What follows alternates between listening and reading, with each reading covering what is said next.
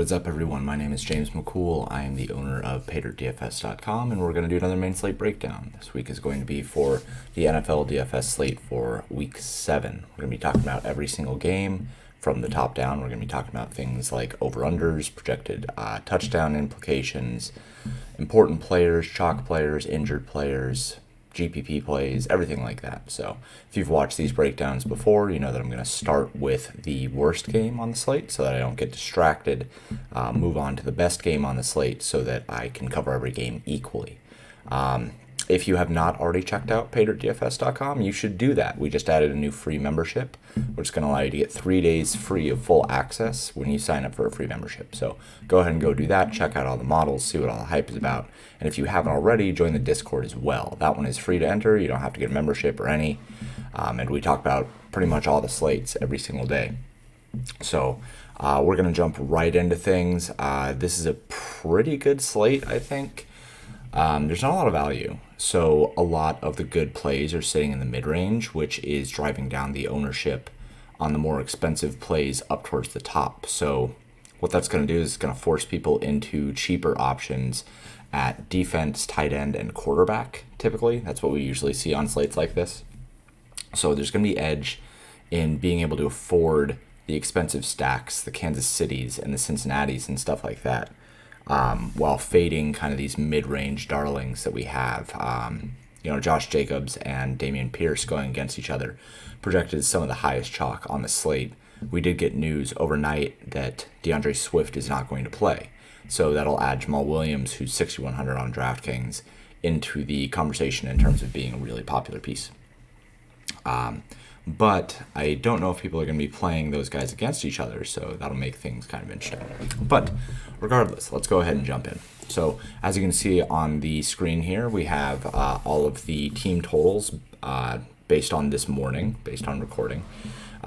We're looking at things right now from the lowest over-under to the highest over-under. So the lowest over-under here is going to be the New York Jets and the Denver Broncos. It sits at 36 as an over-under. The Jets are 1.5 point favorites. Neither team has a team total over 20, sitting at 18.75 and 17.25.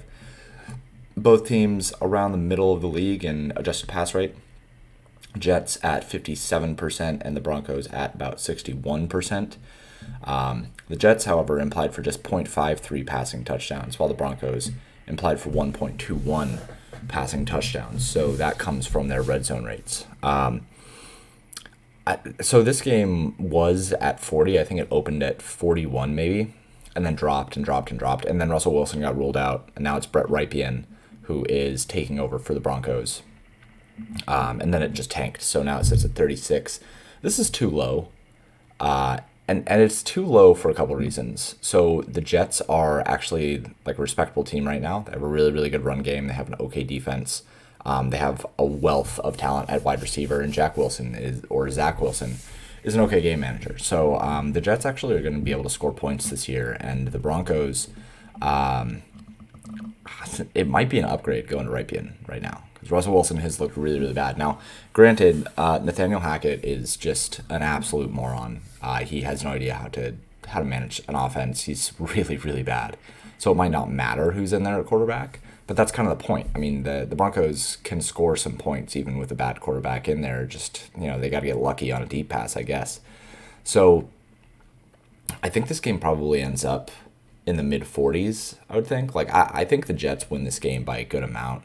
I'm not sure what the game betting model says, but it just feels like the Jets are a really, really good favorite here, I think.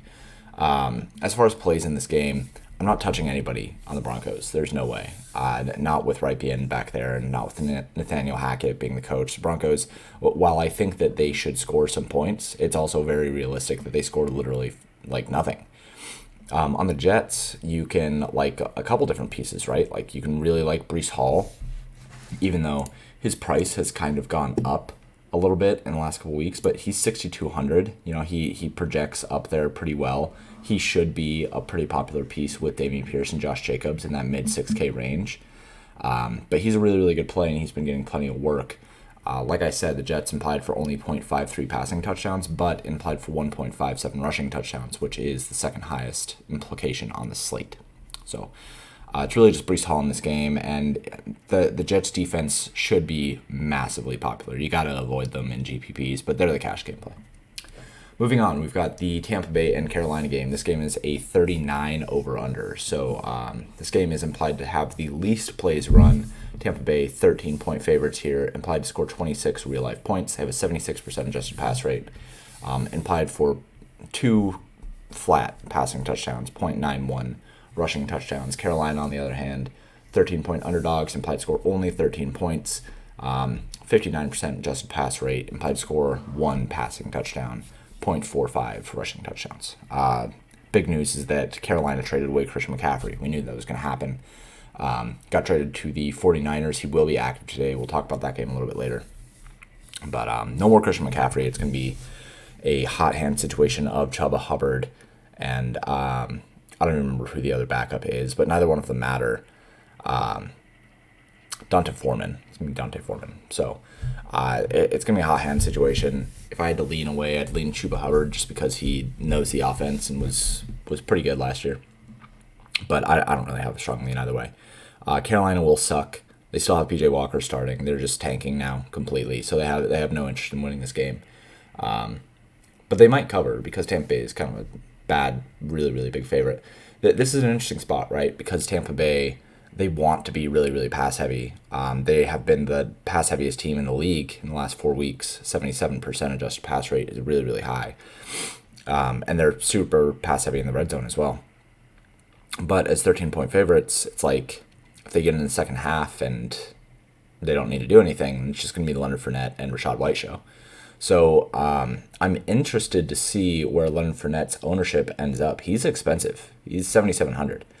And Tampa Bay has been super, super pass heavy. As of right now, his LevX is the worst on the slate for running backs, negative 7.61% on DraftKings. So that's an interesting spot. I'm interested to see where his ownership ends up. If he is going to be popular, I think you really, really have to like the guys around him. I think you really have to like Derrick Henry, who's projected for only 10% ownership. Jonathan Taylor is projected for only 6% ownership. Like Saquon Barkley projected for 13% ownership, but I think would come in underneath Leonard Fournette just because Tampa Bay is a 13-point favorite.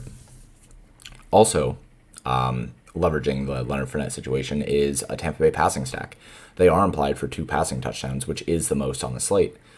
They get into the red zone and they want to pass. So it's interesting to consider a Tampa Bay stack. You would just have to assume that Carolina is going to be able to keep up, which I just don't think that they can. So I think it's pretty much if you're going to play this game, you have to play Leonard Fournette.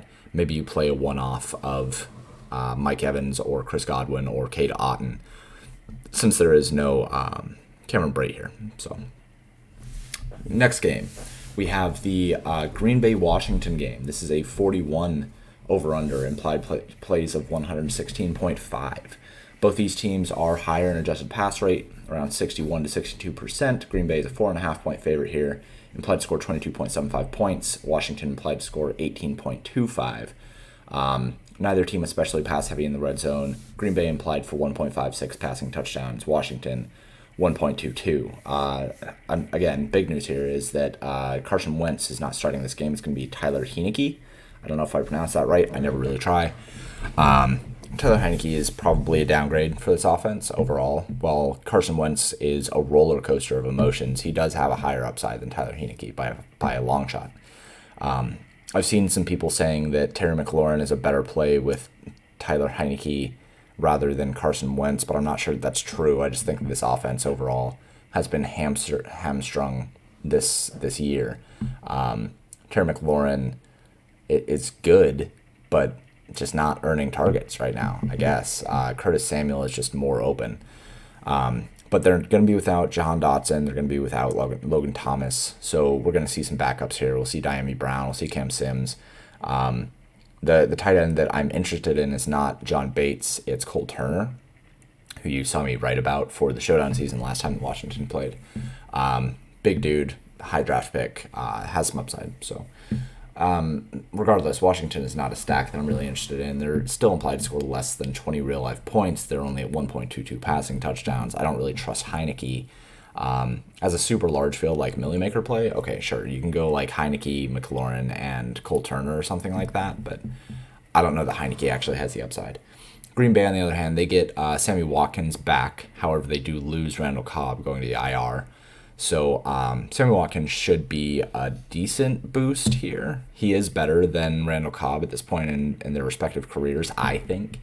Sammy Watkins is coming off the IR, though, so not sure what his workload will be, but hopefully he can make this Green Bay offense a little bit better, give them a little bit better of a deep threat or a more consistent proximity threat. Regardless, Green Bay has looked really, really bad. I don't have super high hopes for them overall. They just have not been utilizing their talent effectively. Like Aaron Jones and A.J. Dillon should be on the field pretty much all the time, and they're just not. They're not getting near enough work. That said, this just feels like an A.J. Dillon spot. Or, I mean, an Aaron Jones spot, not an A.J. Dillon spot. It just feels like an Aaron Jones spot. He projects really, really badly because Green Bay has been terrible. But if there's a spot where Green Bay is going to have control and have a lead and win a game, it needs to be this one. If they can't hold control here against Tyler Heineke and a Washington offense that has been inconsistent to bad all year, then they're in real, real trouble. So I think that this game probably comes out and that this is the game that Green Bay actually takes control of things.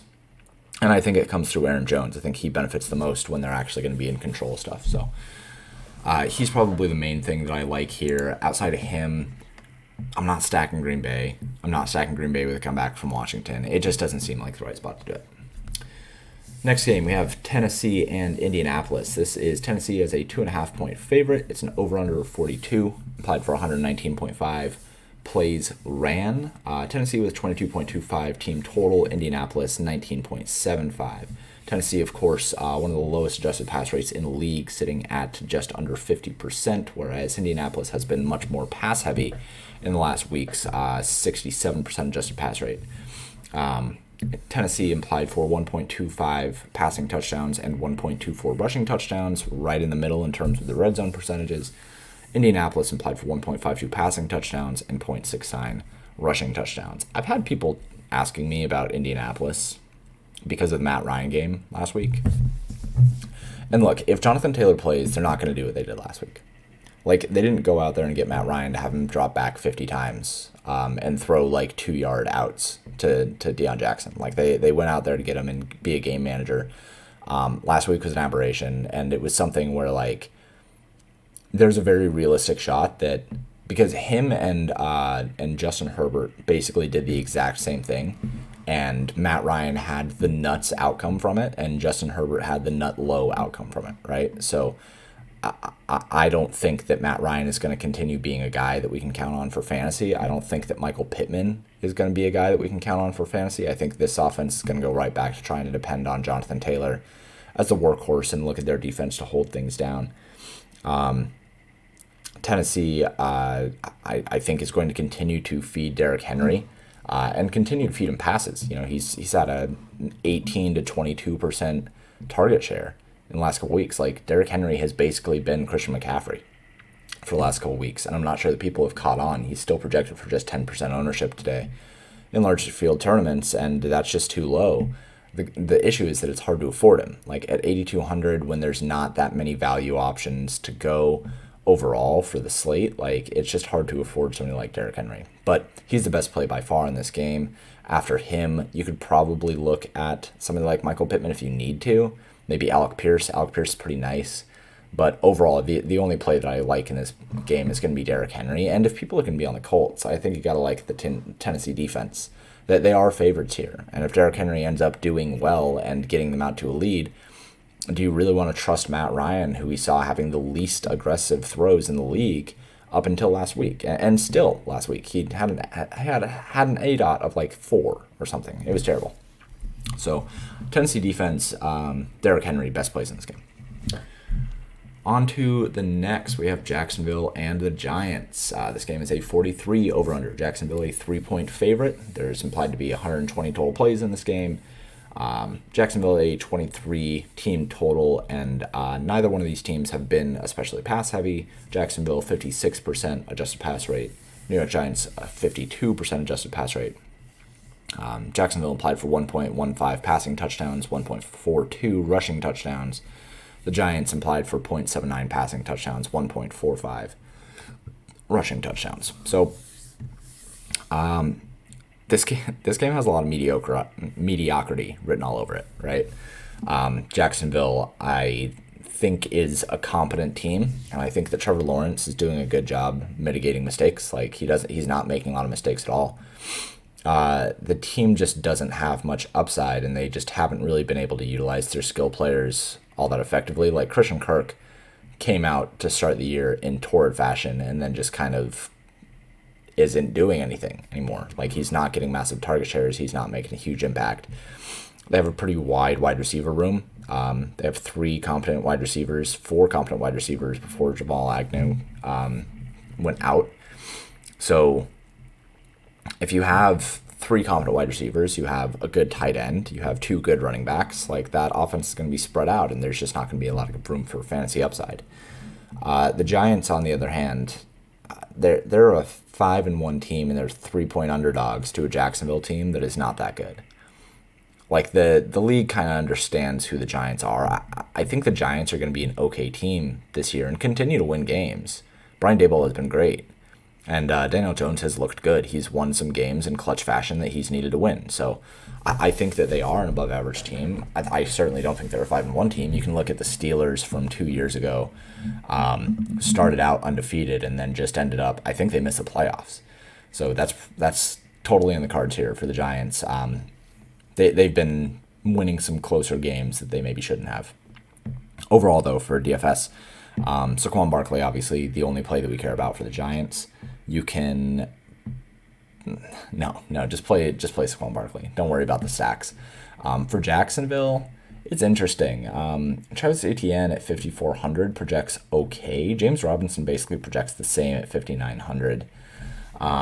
In terms of wide receivers, I don't think there's anybody that we're really that into. No, Christian Kirk projects pretty badly. Where's Evan Ingram at? Evan Ingram at 3,300 is an okay play. But like there's so many different tight ends that it's not like you have to make a decision on any of them really. So I'm not exactly sure where you want to go there, but there's really not that much in this game. It's really just Saquon Barkley. Next game. This game, we're starting to get into games that actually matter. So this is Las Vegas and Houston. Las Vegas is a 7-point favorite here. The over-under is 45. Las Vegas implied to score 26 real-life points. They have a 56% adjusted pass rate. Implied for 1.75 passing touchdowns and 1.16 rushing touchdowns. So this game has a lot of chalk in it. Josh Jacobs should be by far the highest chalk on this slate. He's only 6,500. I know that he's going to project really well other places as well. He projects over 20 fantasy points for me here at Paydirt. I currently have him projected like 32% ownership, but I'll take the over under on that. I would bet he's probably 35% plus in large field tournaments. So be reticent of that. On the other hand, Dameon Pierce, 6,400, projects really, really well for me and probably really well other places. Projected at 17% DraftKings ownership. I think that's probably about right. He might hit 20, but with Jamal Williams now coming into the chalk conversation and with Kenneth Walker still being there at 54 or 5,800, I'm not sure that there's going to be all that much in terms of ownership for Dameon Pierce, especially because Josh Jacobs will garner so much ownership, and people don't really like to play running backs against each other, which, sure, that's fine. But Josh Jacobs looks really, really good here. He's been getting the workload regardless of whether they have been leading or not, and they should be leading in this spot. Dameon Pierce, you could say the same thing for him. Like, idealistically, Dameon Pierce and Josh Jacobs are the exact same play.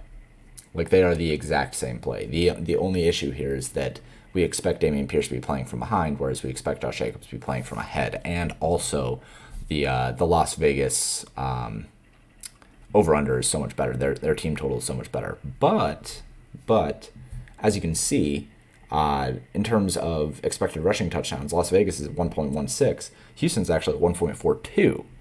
So where Dameon Pierce lacks in upside from general scoring or from general upside, he gains in expected rushing touchdown equity. So interesting spot there. The way that I think that you need to play this in GPPs, you have to have interest in Las Vegas stack. we've seen Josh Jacobs chalk before in the past, right? And it's always after he has good performances, and then the coaching staff is like, all right, let's fuck the entire DFS community, and then they're gonna run like, I don't know, Amir Abdullah in the red zone or something, and Josh Jacobs is only gonna get like 54% of the running back touches or something. I don't know. It just feels like a spot where you certainly need to have interest in a Las Vegas stack. They are implied for 1.75 passing touchdowns. That's a pretty high mark on this slate, all things considered, and it's much higher than their expectation for rushing touchdowns. We don't have Darren Waller this week. We might not have Hunter Renfrow. We might not have Mac Hollins. So it would be basically just Devontae Adams, Foster Moreau, and then I literally don't even know who the rest of the wide receivers are on the Raiders. I would have to rerun things later. I expect us to have Mac Hollins. I expect us to have Hunter Renfrow. So a Derek Carr, Hunter Renfrow, Foster Moreau, or Derek Carr, Devontae Adams, Hunter Renfrow, I think works really, really well. Any combination of Las Vegas for stacking, just because they are implied for more passing touchdowns, and it leverages the chalk so well. If the Las Vegas passing game gets there, there's no way that the Josh Jacobs chalk gets there. So I think that's the best way to leverage things in GPPs. The other way that you do it is just play Dameon Pierce instead of Josh Jacobs. They're the same price on DraftKings. Dameon Pierce should come in at half the ownership of Josh Jacobs, and that there's a very good chance that Dameon Pierce outscores him. I think that they're both basically the same play. I think it's probably like 60-40 in favor of Josh Jacobs, but that 40 matters, and the ownership is not going to be is not going to reflect that. So I don't have interest in a Houston stack. If you want to play Brandon Cooks, I guess you can, but I think that his projections are probably going to be pretty bad moving forward. Yeah, his projection is pretty bad. So it's really just Dameon Pierce, Josh Jacobs, or Las Vegas stack, depending on whatever equity you have in the GPP. Next game. All right, we have Baltimore and Cleveland. Baltimore is a 6.5-point favorite. Over-under is 45. They are implied to score 25.75 real-life points, 56% adjusted pass rate, and then they are implied for 1.78 passing touchdowns, 1.1 rushing touchdowns. This is such a Spider-Man meme for Las Vegas.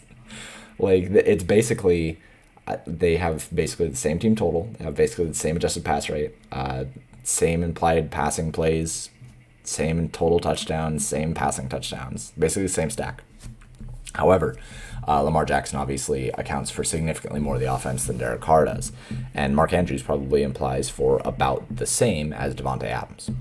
So I have a lot of interest in a Baltimore stack here.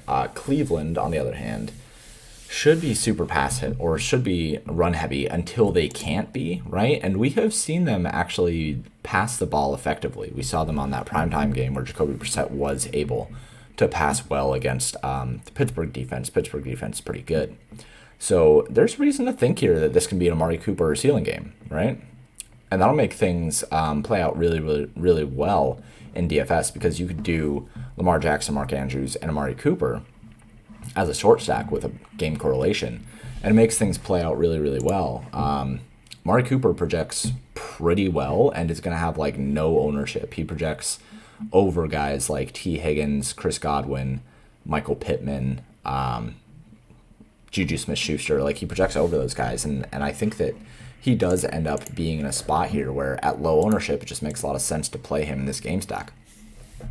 You could also go with Lamar Jackson, Mark Andrews, and Rashad Bateman, but understand that Rashad Bateman is still questionable. They said that he's hopeful to play. That doesn't really bring a lot of confidence. I would think that even if he does play, he's probably on a snap count here. So, but this game is really easy to figure out. I guess the other news here is that J.K. Dobbins did go on the IR. It's going to be some mix of Kenyon Drake and Justice Hill and Mike Davis for rushing behind Lamar Jackson. I think it's mostly just Lamar Jackson gets a boost here. You could argue that Kenyon Drake does, but I think it's mostly just a boost to Lamar Jackson. So the only other thing here is Nick Chubb exists, but Nick Chubb really exists as a way of playing from ahead rather than behind. It's probably a better Kareem spot than it is a Nick Chubb spot. All right, next one. Cincinnati, Atlanta. Again, this is basically the same game. Cincinnati over-under is 47. They are 6.5-point favorites, implied to score 26.75 points. They do have an adjusted pass rate that is higher than the last couple of games we've talked about at 64%. They are implied for 1.81 passing touchdowns, 1.18 rushing touchdowns. Their opponent, Atlanta, lowest adjusted pass rate on the slate at 48%, implied for just 0.57 passing touchdowns. That is down there with the Jets. They are, however, implied for 1.7 rushing touchdowns, which is the highest on the slate. So, interesting game here. Do we trust that Kansas City has kind of moved or that Cincinnati has kind of moved past their early slate or even early season struggles? I'm not sure. I think that they have looked good. They have been trending upwards. They have been doing much better. Jamar Chase looked terrific last week. Ended up winning people a bunch of money. They should have T. Higgins back in full capacity this week, I believe. So, if Cincinnati is going to win this game, I think that they utilize everyone. They have been an offense that spreads the ball around quite a bit. So that makes it a little bit harder for me to love them in GPPs. However, they are relatively expensive, and I think that they, as of now, are one of the chalkiest options in terms of stacks, right up there with Seattle. And we'll talk about Seattle here in a little while. But I did write up this Cincinnati and Seattle situation where both of these teams are projected to be about the same in terms of ownership. They both project about the same. But it just seems like Cincinnati is so much of a better play in terms of which team is trending forward and which team is trending back. They have continuously trended forward in terms of passing rate, touchdown rate. The O-line is getting better. They're giving up less sacks. Like everything is just kind of gelling a little bit better for the Cincinnati team halfway through the year. So certainly have some interest there in stacks. It's very obvious how you stack it. You just go Joe Burrow, Jamar Chase, and T. Higgins. The other option, of course, is to go with Joe Mixon. And Joe Mixon projects well. He's $7K. He's a little bit more expensive than the chalk options. But, in this spot where I don't know if you can trust that Atlanta is going to be a good competitive game environment, it seems like Joe Mixon is in a spot where, similarly to Aaron Jones that I talked about with Green Bay earlier, it just seems like a spot where Joe Mixon is going to go undervalued and going to be somebody who we should pay attention to. He does project as having some ownership here, but I think that ownership drops significantly with the DeAndre Swift being out news and Jamal Williams being 6,100. So I do think Joe Mixon is an interesting play here.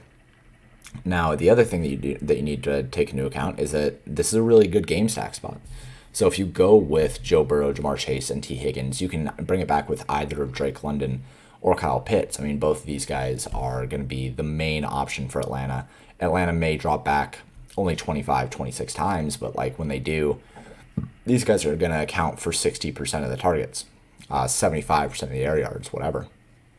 So I think that both of them are in play here. Drake London would probably be the best option. He's only 5,400. He projects really, really well. And then Kyle Pitts, he's 4,300. He projects pretty well in terms of the tight end landscape as well. So interesting spot here. I do think that a Cincinnati stack is completely in play, especially if you're bringing it back with Drake London. The only other note here is that Atlanta does have a really high expected rushing touchdown output, and Tyler Aguilar is only 5K. So I think that if you're looking for value running backs, Tyler Aguilar has to be somebody that you are interested in, because when you're breaking it down from the top down, he's the first significantly cheaper running back that we have that projects respectably. Outside of that, you end up getting into these situations where there's just a lot of guys that project okay for their price but don't really have the upside. I think that with Atlanta's game plan and the way that they run, he's kind of the guy that I would want. Let's move on to this next game. We're getting into the higher totals now. So Kansas City, San Francisco. Kansas City is a 1.5 point favorite. This is a 48 over under, implied for the most plays on the slate at 126.5. Both teams above a 60% adjusted pass rate. Kansas City at 65.6, implied for 1.58 passing touchdowns, 1.19 rushing touchdowns. San Francisco, on the other hand, implied for 1.41 passing touchdowns, 1.19 rushing touchdowns. Vegas has this game as very, very close. I tend to agree. I think San Francisco has the best roster in the league now. They did trade for Christian McCaffrey. He will be active, but he is not going to have a significant amount of plays in this game. If I had to place a number on it, I would guess that he probably plays around 15 to 20 snaps, and the vast majority of them are going to be in the red zone. So the unfortunate reality is that while this San Francisco team has the best roster in the league, maybe outside of Buffalo, they are going to be trash for DFS. That there's no way that we're going to know where to go, especially this week. Like, maybe once Christian McCaffrey is completely integrated into their system, he's just the guy every single week. It wouldn't surprise me. But like this week, I can't touch any of it. Like, I can't trust Debo. I can't trust Brandon Ayuk. I can't trust George Kittle, because I think that most of the upside is going to be neutered by Christian McCaffrey being active in the red zone. Kansas City, on the other hand, really, really like Kansas City stack this week.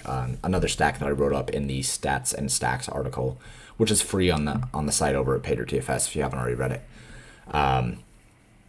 I really, really like Kansas City stack here because I think that people are going to be trying to pay down at their stacks and looking for more value with their stacks. And Kansas City just seems like a spot where, this is a top 5 offense in the league. They have some of the highest upside in the league. They have some of the highest upside players. They have maybe the highest upside quarterback outside of Josh Allen. Like, it's just a really, really good offense that's going to get no ownership. Travis Kelce is projected for 7% ownership.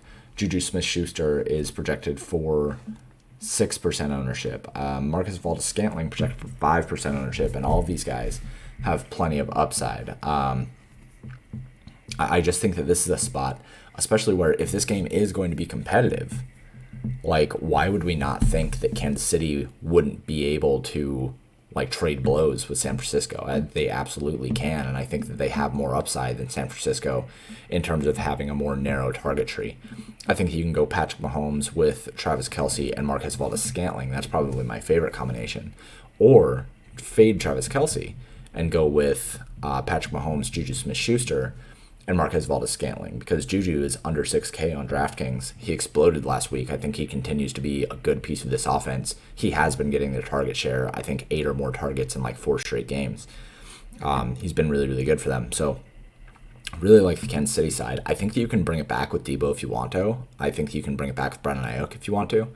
But I honestly don't even think you need to bring it back. I think that you can just go with Kansas City stack and then stack up on some value to make it work.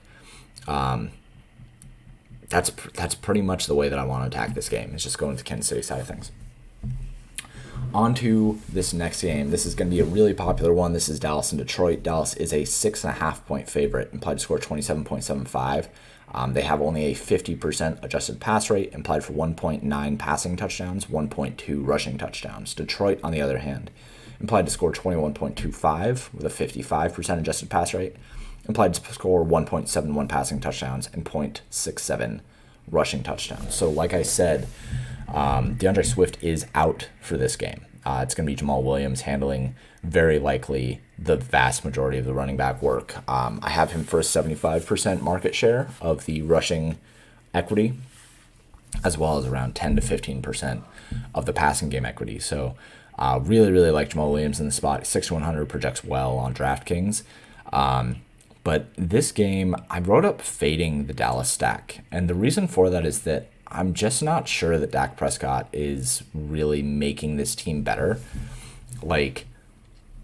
And especially coming off IR, where he couldn't even grip a football.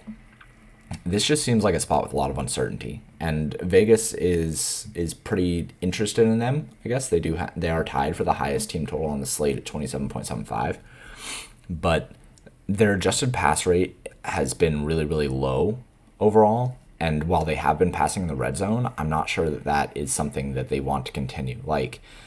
Cooper Rush filled in and did well. He was a good game manager. I don't think that they changed the playbook much. And I think that it's just going to continue to be Dak Prescott being game manager. That is when they are at their best. That is when they win the most games, is when Dak doesn't have to carry them.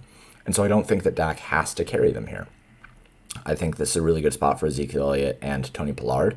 I think that the median expectation for this team is pretty good. I think the median expectation for guys like CeeDee Lamb and Michael Gallup, who I like both of them quite a bit, is fine. Whereas the median expectation for Dak Prescott is probably pretty low. I have him projected for just around 16 with a ceiling of about 26. I think that sounds about right for somebody coming off of the IR on a team that is not necessarily very pass heavy, going into the spot where they are good favorites. We also just saw Detroit just get absolutely smothered by New England, and I'm not sure why that changes all that much this week. Maybe you can argue that Amon-Ra St. Brown being healthy and back to normal makes them a better offense, and I tend to agree, but they're also missing DJ Chark. They're also still missing DeAndre Swift. Jared Goff is still Jared Goff. So an over-under here of 49 seems really, really high, right? Like in the same way that people are underestimating this New York Jets and Denver game, I think they're overestimating this Dallas-Detroit game. I would significantly prefer the under. I do think that Dallas wins this game. I think they win it handedly, but I don't think that it comes with some offensive explosion. I think that people are looking at Detroit as this team that you just attack over and over again, and hey, maybe they are, but New England last week did it on the ground, so I just would feel that this week Dallas probably has a better chance to do it on the ground. Ezekiel Elliott and Tony Pollard, likely much better options than a full stack here. All of that said, CeeDee Lamb does project very well. I don't mind playing him. Michael Gallup, I think, is also somebody that you have to have a lot of interest in. Even if he doesn't project exceptionally well, he's still somebody who I think is at 5,100 probably underpriced for his role in this offense. And I've said it before, and I said it in the offseason, I think Michael Gallup is just as good of a wide receiver as CeeDee Lamb. The only issue that he had coming into this was, an injury. So, interesting spot. I don't really have a lot of interest in stacking Dallas, but I do have a lot of interest in CeeDee Lamb as a one-off. And if you want to do a secondary correlation of Jamal Williams and CeeDee Lamb, I think that works out really well. Last game on the slate, we have the Chargers and the Seahawks. This is a 50 over-under. Chargers are a 5.5 point favorite here. They have a 65% adjusted pass rate, implied for 1.98 passing touchdowns, 1.12 rushing touchdowns. Seattle, 56% adjusted pass rate. We'll talk about that here in a sec, along with a passing implication of 1.48 touchdowns. So Seattle has been on the downtrend for the last couple weeks. I talked about it last week in the stats and stacks breakdown, where if Seattle didn't keep up the efficiency, they were not going to continue to be a stack that we can rely on. And that efficiency has continued to drop week after week. And the passing efficiency and the passing veracity has continued to drop week after week. So this is a spot where I think that you would have to say, all right, the Chargers get out to a lead and Seattle has to be able to pass from behind. But then that still relies on the efficiency of Seattle to be able to keep up and make things work. And I just don't know if we can continue to count on the efficiency. That said, it's still a very skinny target tree. It's still just DK Metcalf and Tyler Lockett. The Chargers also should have an exceptionally skinny target tree here, considering I don't think Keenan Allen plays. I think they wait until after the bye week to bring him back. There's no Joshua Palmer. There's no Joshua Kelly. They will basically be running out there Michael Carter, Irv Smith. Is it Irv Smith? No, Gerald Everett, and DeAndre Carter, and then Michael Bandy. It's going to be a really, really bad passing corps. So, and Austin Eckler, I guess, if you want to include him as a wide receiver. So, this game just feels like the Chargers have to be able to perform, and we have not seen the Chargers be able to perform. Their offense has been stagnant. They have not been utilizing the deep threats effectively. They've not been taking the shots that they've needed to effectively ever since Justin Herbert had that injury, that rib injury. They've been mostly an underwhelming offense. So will Austin Eckler continue to be running like God in terms of touchdown equity? Maybe. He's the second most expensive running back on the slate, but realistically the most expensive option that you can play. He is projected well. Michael Thomas or Mike Williams projects pretty well. He's 7,200 on DraftKings. He's not going to be all that high owned. It's an interesting spot in terms of, can these offenses be efficient enough with their passing volume to actually make it work and to make it worth it? The offenses are relatively expensive at this point. Seattle is still underpriced for sure. They still project well for sure. But when we consider their efficiency drop and their passing rate drop and all of these different things, It just doesn't feel that great. So I'm still considering a Seattle stack. We'll see where I end up getting with it. I'm sure that it's going to project well. We'll see what optimizations say. But in terms of a Charger stack, the only reason why I would want to play a Charger stack is for Mike Williams. So why wouldn't I just play a Seattle stack and bring back Mike Williams? I don't need to do a Charger stack. So, yeah. Anyway, that is a full slate breakdown. This is a really interesting slate. There's a lot of mid-range options. People are not going to be going stars and studs. I think that people will mostly just pay down at tight end. People will try to pay down a little bit at wide receiver, but really there are not that many wide receivers that are cheap that project well. So I think that it's just going to force people into paying down for their stacks, going with Geno Smith, going with Derek Carr, going with Dak Prescott. I think that these expensive quarterbacks, the Lamar Jackson and Patrick Mahomes, Lamar Jackson is not going to be highly owned. Patrick Mahomes is not going to be highly owned. It's going to be an interesting week to build. I think that the main crux of this week is just going to be picking the right chalk. I think that the right chalk is probably going to be some combination of Josh Jacobs with avoiding some of the Dallas chalk, and I didn't even talk about Kenneth Walker. I need to make that note really quick. Kenneth Walker is projecting really, really well. He does project to be the second highest owned player on the slate overall, currently at 30% projected ownership. I think that that's probably going to come down a little bit, between 25 and 30%, because Jamal Williams should gain some ownership as well.